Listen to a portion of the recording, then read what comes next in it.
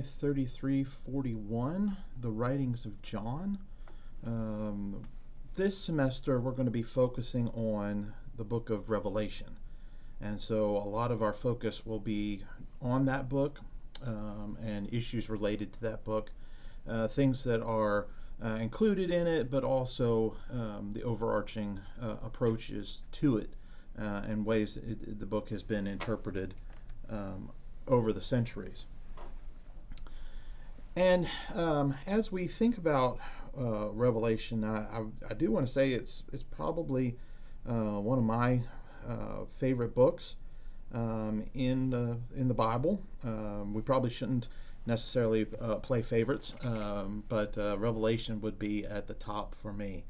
My name is Todd Brenneman. I am a professor of Christian history as well as Dean of the College of Biblical Studies here at Faulkner University.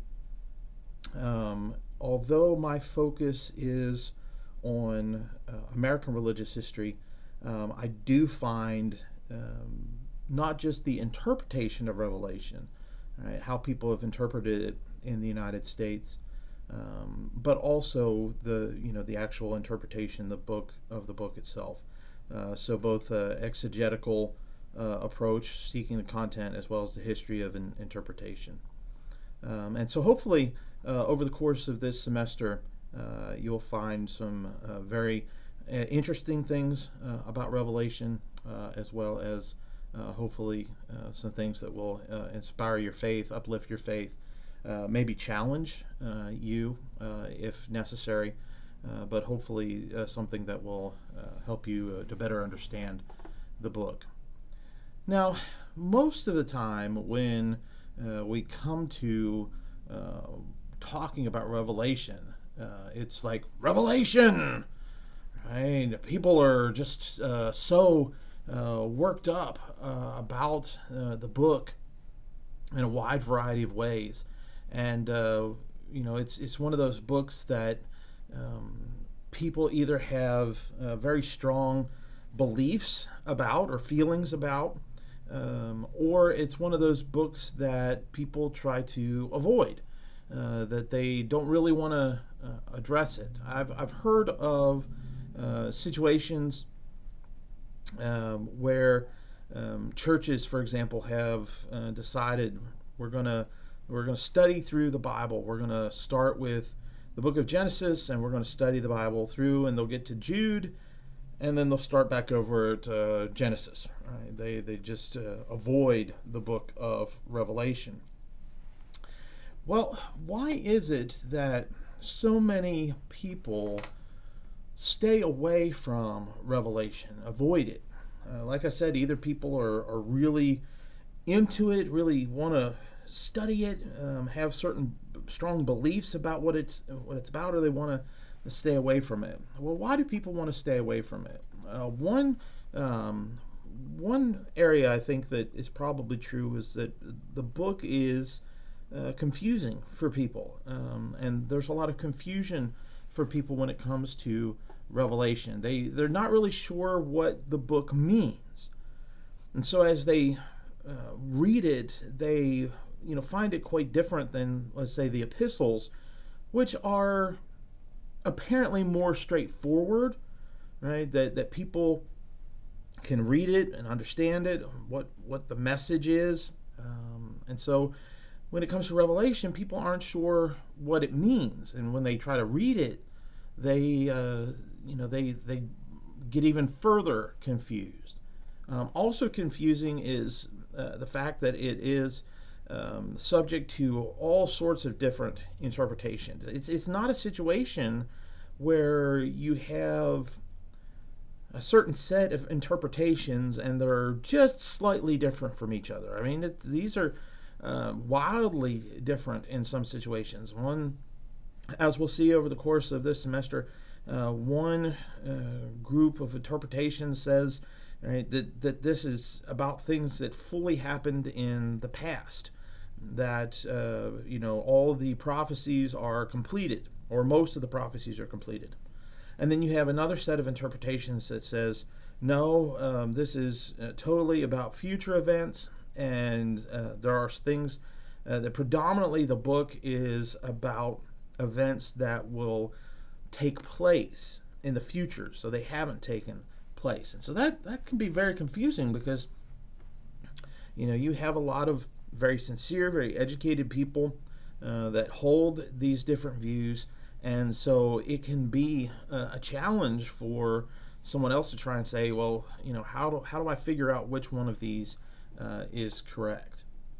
Another reason that people might stay away from this book, as we've already mentioned, is it's unlike other New Testament books. As we go through this semester, we'll see there are a couple of places where there's some connections with some Old Testament books, some similarities and the similar styles of literature in a couple of Old Testament books. But when it comes to New Testament books, there's no other books that are really the same, and so that can lead to some confusion. Perhaps it's fear that people are just afraid of the book, the contents of the book, what the book might be about, that leads them to staying away from the book of Revelation. And maybe it's just there's too much math. There are too many numbers. That's probably fits into the idea of the confusion. Right? What do all these numbers mean? What does, for example, 666 mean? Maybe one of the most famous book numbers in the book, and so it's like I don't get it. There's so many numbers. There's so many images. I just don't know. Well, hopefully we can address some of those things, that we can get past some of the confusion. Certainly I have my beliefs about the book that I think are correct, that I think fall in line with some of the information in the book of Revelation. But one of the things that I hope as well is that by cutting through some of the interpretations, maybe by understanding them, even if we don't agree with that particular interpretation, there might be something useful that will help get past some of that confusion and get past some of those fears that maybe you have, or maybe some other people that have some concerns about this book. And by going through this class, you'll be able to to help them with it.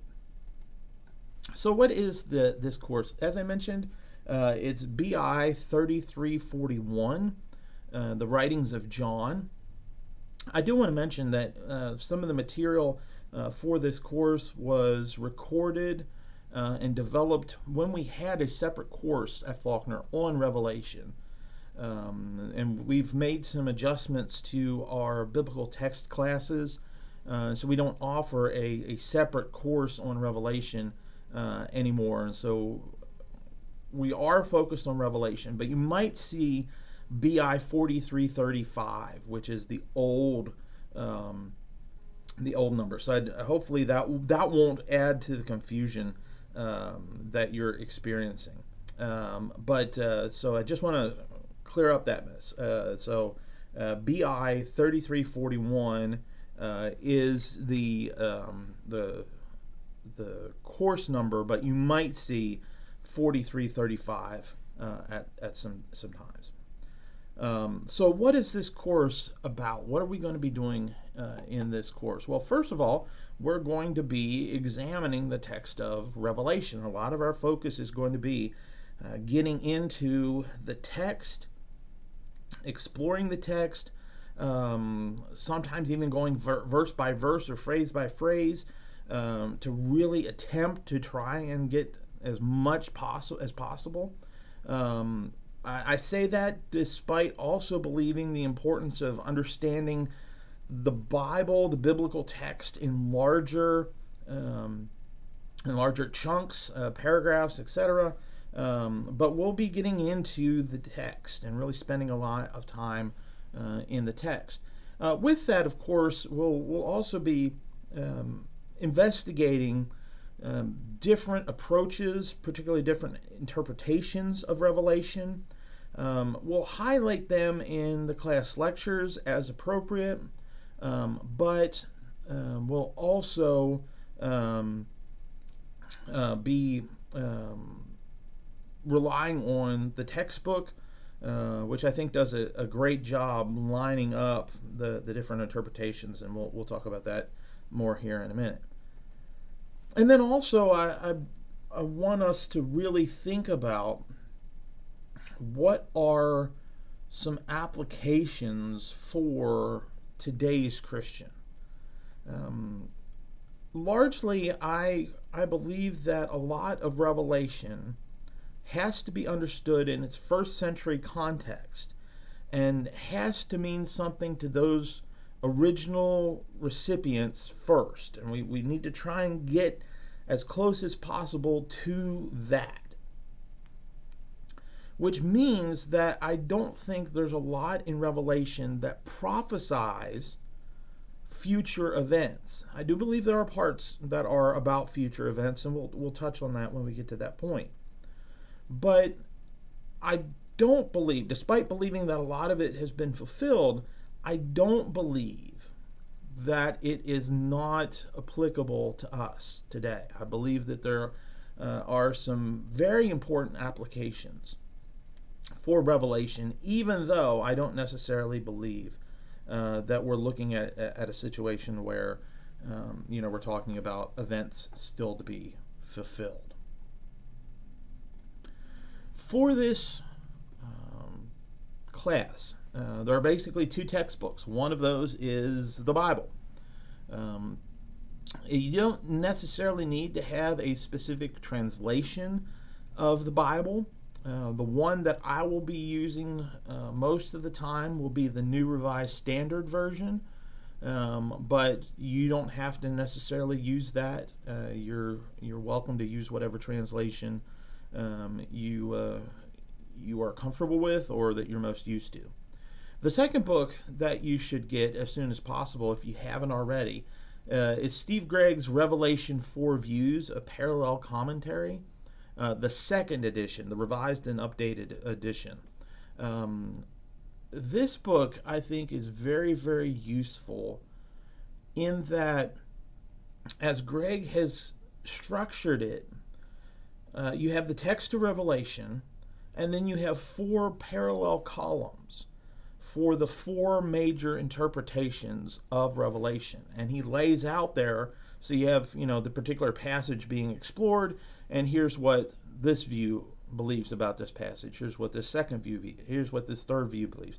And so you have all 4 of these views side by side, so you can examine places where there's some overlap, places where there's some similarities, as well as places where they're different. And so it's a very useful text that you'll need to get for the course as well. There'll be some assignments that you'll need to use that textbook for. But hopefully, even beyond that, it will become a useful resource for you. As far as the way we'll be moving through Revelation is largely a starting at the beginning, going to the end. We'll move our way through the book of Revelation. You can kind of see I've broken it up into 7 sections, and there's a lot of 7s in Revelation. Again, going back to that number thing. But this is largely how we'll be progressing through the book. As I said, the focus is the text. And so for much of the semester, we'll be working through that text in its order. There are a couple places where we will have a break here or there because of spring break. We'll have another break a week where we watch a video lecture or a video presentation by N.T. Wright, a New Testament scholar who's written and done some work with Revelation. And then we'll also spend some time at the end of the semester looking at some other issues that are often connected with Revelation and end times. So largely we'll be spending time in the text, but there will be a couple other places where we'll kind of take a step back from the text to explore some other issues. So here are a couple of things that we're going to attempt to accomplish this semester. That by the end of the semester, my hope is that you'll have the knowledge and skills to be able to analyze and evaluate claims about Revelation. So if you hear somebody saying, well, Revelation says this, right, you'll be able to say, well, if you look at it this way and you understand this, and you read this text in its context, right, you'd see that this claim is false or this claim is true. So being able to analyze and evaluate those claims, as well as being able to address it if somebody refers to it as the Book of Revelations with an S. That's not what it is. It's the Book of Revelation. So that's another piece. Hopefully that we won't have to address. So being able to evaluate those claims. Second, being able to talk about here's what's in Revelation. Here what the symbols mean. Here's the basic storyline. And then finally, being able to take some of those insights and talk about how they provide application for the contemporary period in addition to the first century.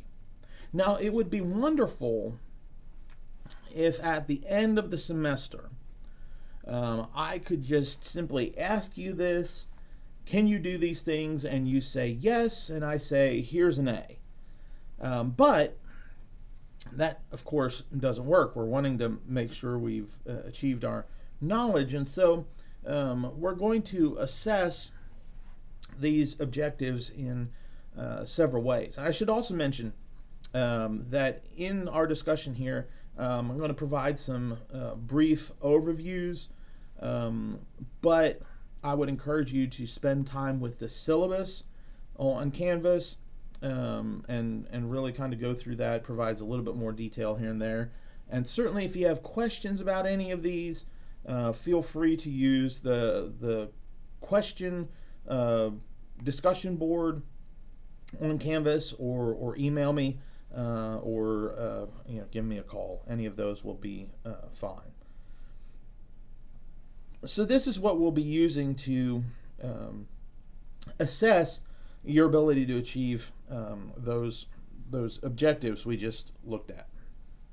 And I'll talk about each of these here in a little bit more detail. First are the reading quizzes.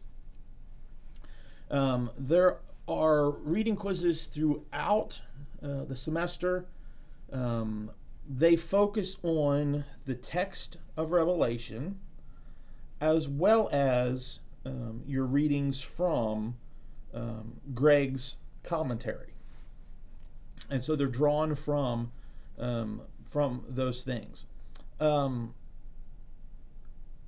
They will be available in each week's module through Canvas. Most weeks we will be covering 2 chapters, and so you will take 2 quizzes, one for each chapter. There are a couple of times throughout the semester where you will only have 1 reading quiz. That might be due to having an exam that week or some other particular aspect of what we're studying.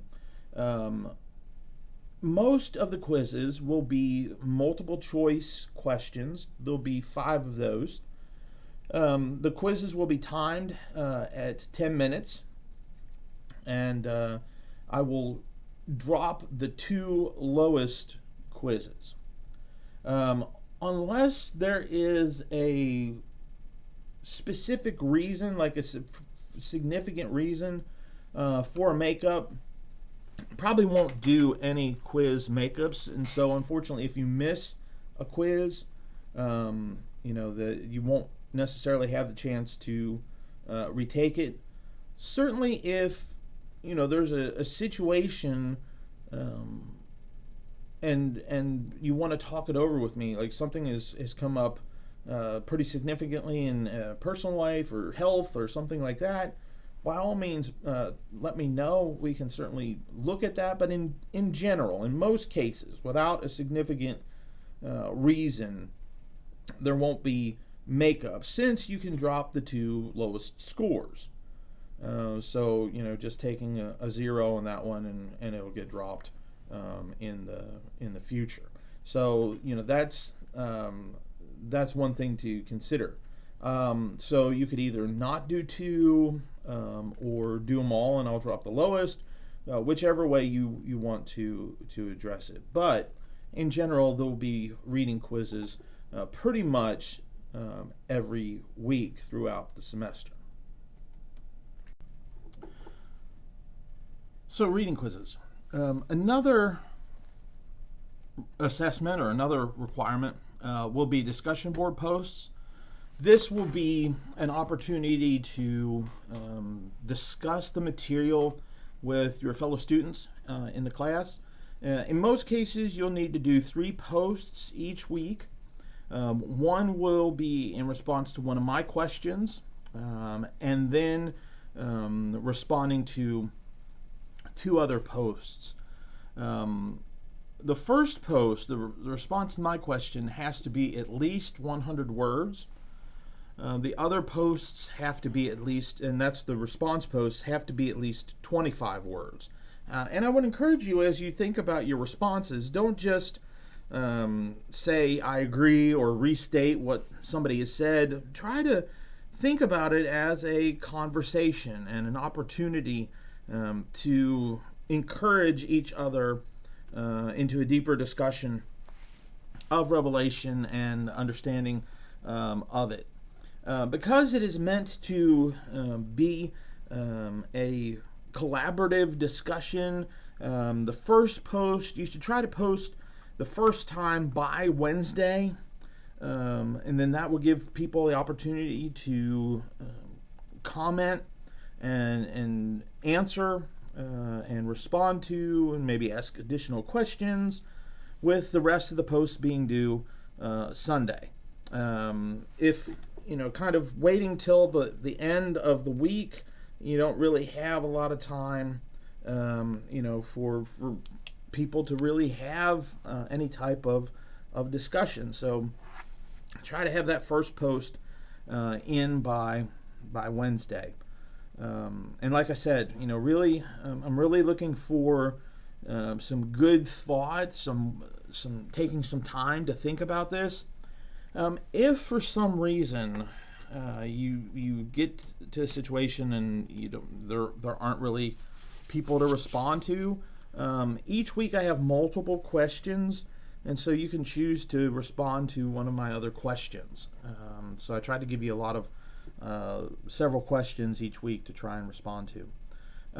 But again, trying to encourage here some collaboration, some engagement, and not just a person by themselves, really going through this class and as an independent study, right? And trying to encourage some engagement.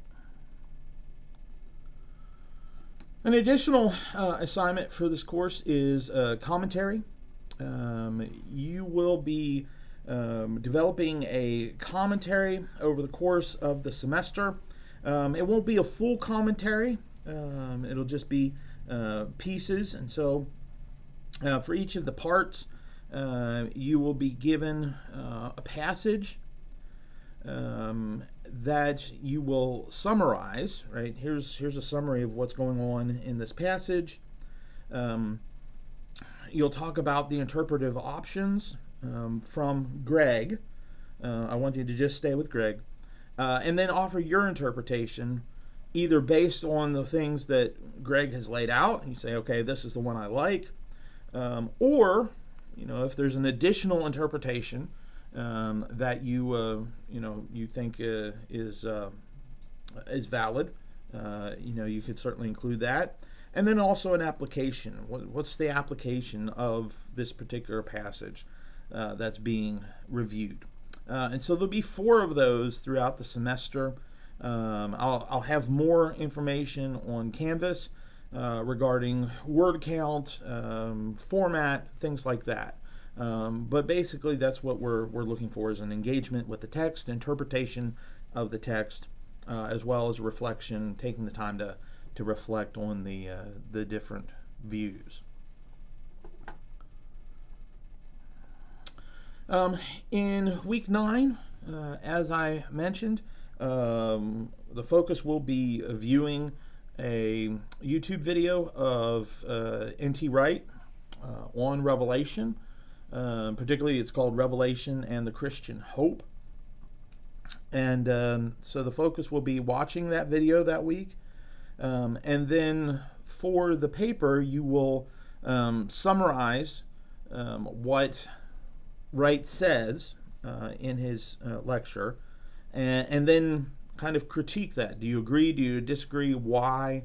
And so you're kind of engaging that particular lecture as we've by that point we've gotten through about half of Revelation. So kind of thinking about, well, here's this viewpoint out here by this New Testament scholar. Do I agree with it? Do I disagree with it? And why? There will be 3 exams in this course. 2 of those will be unit exams, and they will be during weeks 6 and 12. They will be comprised of multiple choice questions, completion or short answer questions, as well as a brief essay. There will be a study guide provided at least 2 weeks before each of those assignments. In fact, I'm going to try and have those study guides up pretty soon after, or right around the time that the class begins, so that you can know what to really focus on, or at least kind of think about, all right, these are the things that I'm really paying attention to. The multiple choice and the short answer questions will largely be kind of meant to be recall information, describing information about the contents of a particular section, whether it's for this first exam, chapters 1 through 7. But then the essay will also ask you to think through some of the bigger issues, like authorship, maybe for the first exam, or the different interpretations. And so, that question will be more, trying to synthesize material together. So those 2 unit exams, and then there'll also be a final exam. The final exam will, in a sense, be comprehensive, but only in a small way.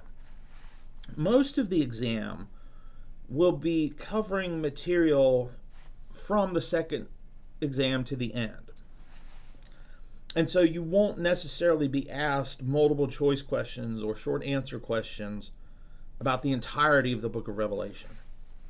But the essay in that final exam will be comprehensive in nature, asking you to think about themes, overarching narratives. It won't be as detail focused, but we'll ask you to kind of think through the entirety of Revelation, even though the multiple choice and the short answer will only focus on material not covered on exam 1 or exam 2. It will be a little bit longer, largely because of that comprehensive part, and a study guide will be provided for that exam as well.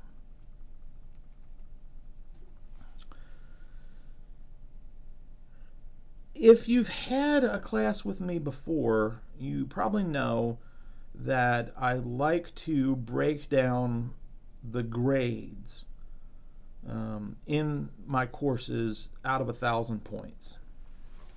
so that all the assignments are given a point total that add up to 1,000 points. There's two reasons for that if you've not been in my classes before. One is that you don't have to do any multiplication or division, right? Instead of thinking about, well, these are worth this percent and this is worth this percent, you always can kind of figure out, all right, here's what I got on these quizzes, here's what I got on these exams. I can add it all up, and I can think, okay, I have so many points. What do I need to get in the rest of the semester to get the grade that I want? So it's just addition and subtraction. The other reason for doing that is to make sure that no one particular assignment is going to kind of destroy your entire semester. Right? So if you do poorly on the first exam, for example, it's not going to throw your entire semester off. There are a lot of opportunities for doing well in the course, making up some lost ground. I didn't say, so you can see there on the screen the breakdown, what each is worth. We'll say more about attendance participation here in a minute. Here's the grading scale.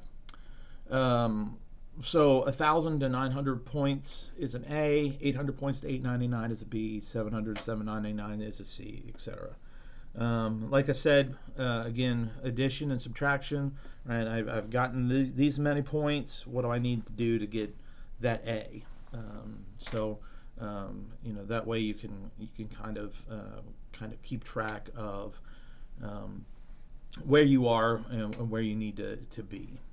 I should also say, at any point, if you're concerned about your grade and you're not sure, I do try to keep in the grade book on Canvas, probably beginning the third week, once we start having several assignments, I'll have a column in there that will say, right, this is your current grade.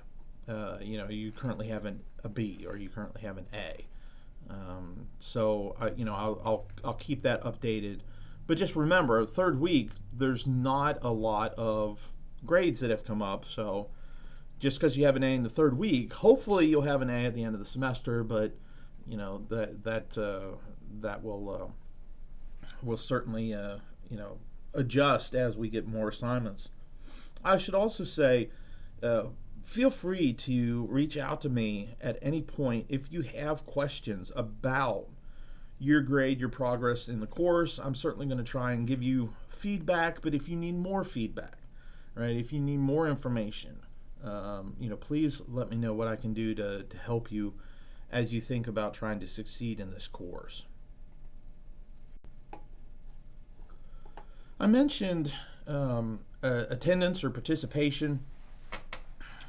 This is basically a way to help you stay accountable for maintaining your progress through the course and engaging all of the materials that you need to engage.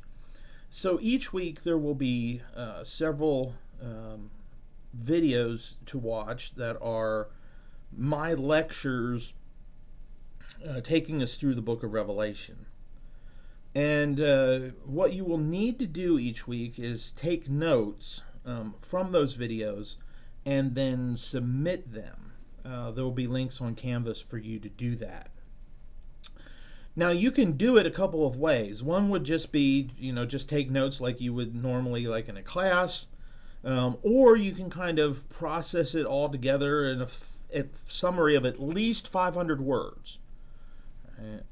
So your summary has to be at least 500 words if you choose to summarize the material.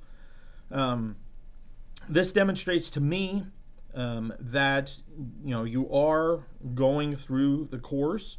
It'd be kind of like taking attendance in a face-to-face course would be, but also allows me to see, okay, are you understanding the material? Is there something you're not getting? Are you kind of staying on pace? So it's meant to help me as well as to help you as you prepare for those exams. It can't just be a copy of the PowerPoint slides or the bullet points on the screen. I really want you to try to, demonstrate and take those notes that, again, will be valuable for you when it comes time to study for those exams. So keep up with that every week. There are quite a few. There's a lot of material to go through each week. I mean, we're talking about, it's the same course as if you were taking it on ground. So hopefully this will help you to stay on top of things, stay engaged, and stay on track.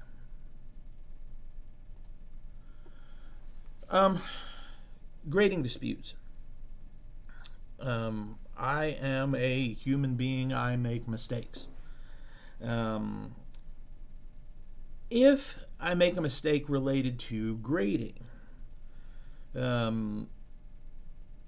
according to university policy, you have 3 days after the materials turn back, right? The grades turn back to you, and you, if you think there's some inaccuracy, that could be, we did the quiz, and you look at this, and I knew what this answer was, and you're saying it's something different, but here this verse or this passage in Greg's book says this, right? Maybe I made a mistake in uploading the question and marked the wrong answer. You're going to get that. I mean, the quizzes are automatically graded, so you'll get that as soon as you're done. But if you notice something wrong, you have 3 days to get in contact with me about it.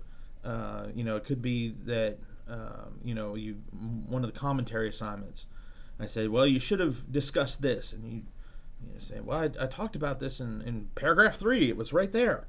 So if if you have a concern, or if you think I've missed something, or maybe I made a mistake, by all means, reach out to me. Let me know.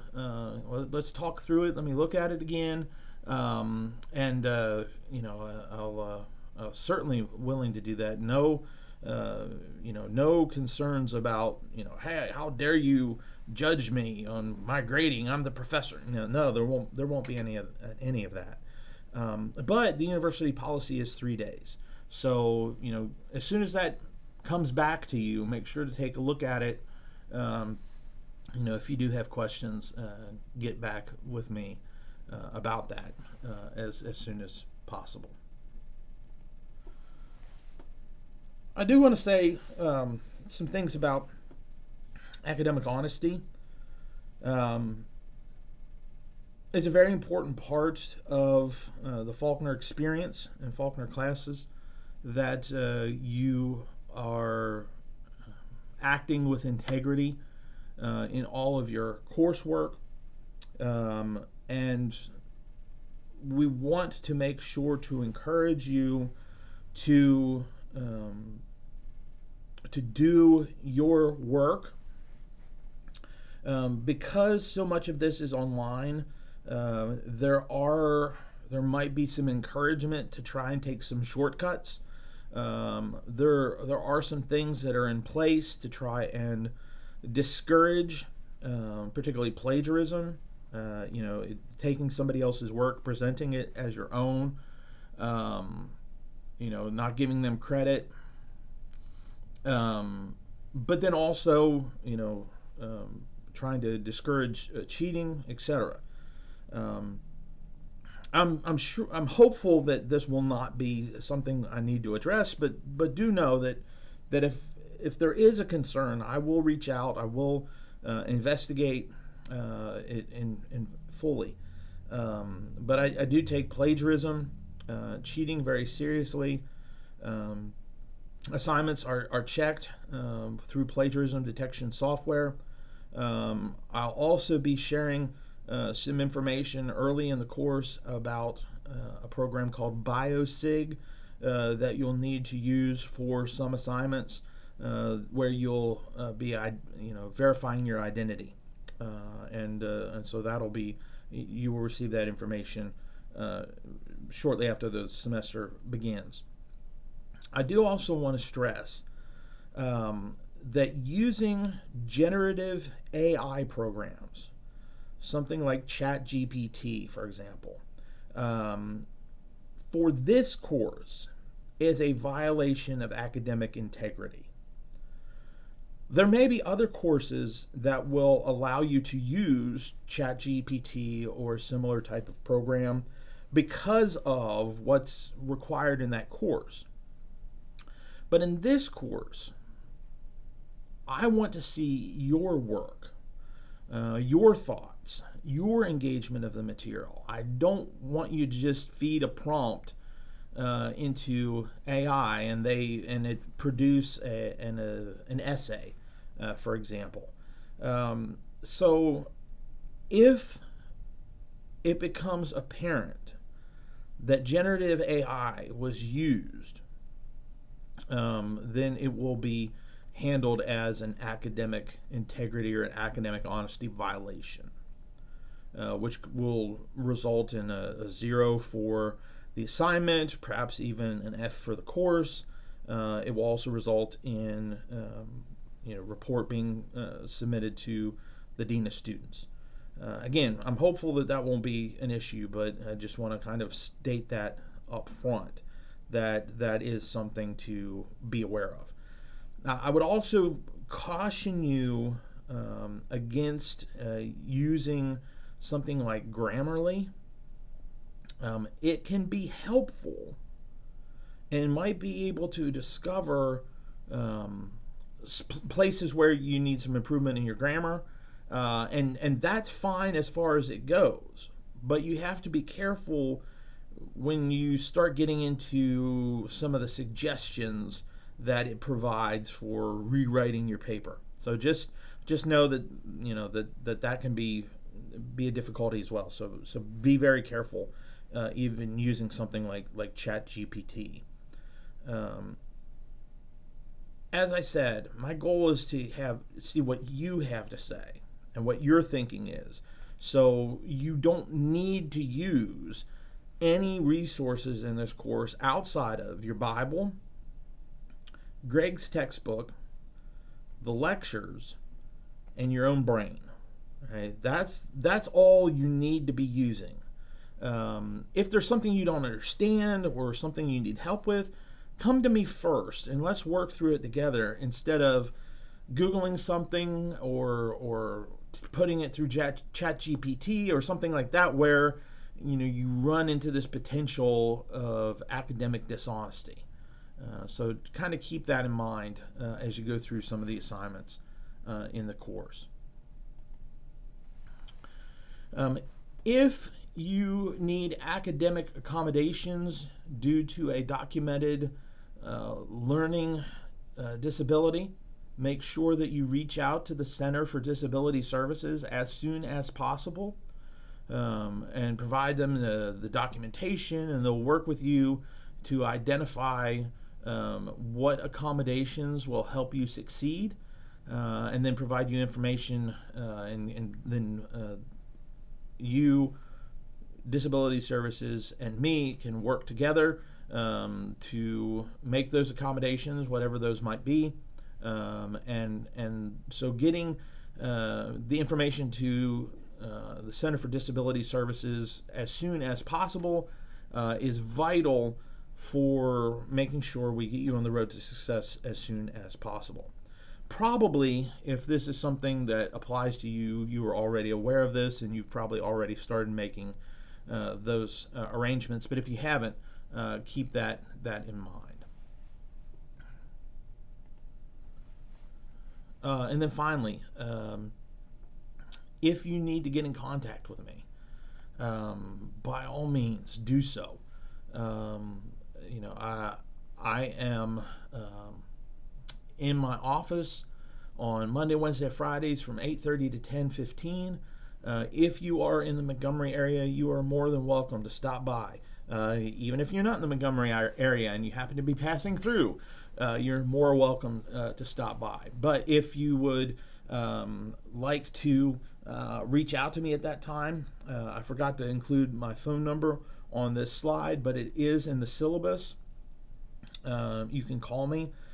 You can text the number in the syllabus as well if that's preferable.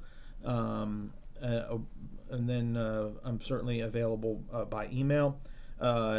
If you want to set up a Zoom call or something else during those times, that's great. If those times don't work for you, I'd be willing to set up other times that would that work best for you for a phone call, a Zoom call. Like I mentioned, if you are in Montgomery, setting up a time for us to meet. So use all of those resources. You can contact me through Canvas as well.